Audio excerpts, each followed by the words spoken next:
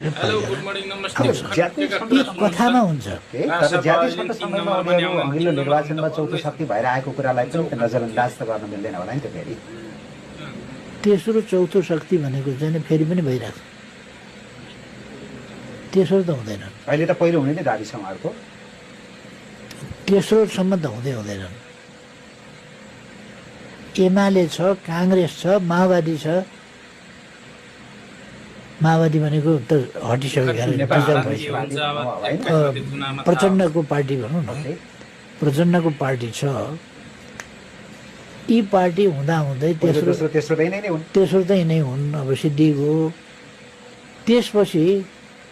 त्यसपछिको seat 5 seat ल्याए पनि त चौथो पार्टी त भयो नि त। 2 सिट ल्याए पनि त चौथो पार्टी भयो। त्यहाँ हर्क साम्पाङ मिलुन्, चाहे रवि मिलुन्, चाहे बालेन मिलुन्, चाहे कुलमान मिलुन्, जो मिले पनि आउने चाहिँ चौथो पाँचौँतिरै। चौथो पाँचौँतिर अरू पार्टी छैन र भने मैले नाम पनि नलिएँ त। चौथो पाँचौँ हुने पनि अरू थुप्रो पार्टी छन् नि।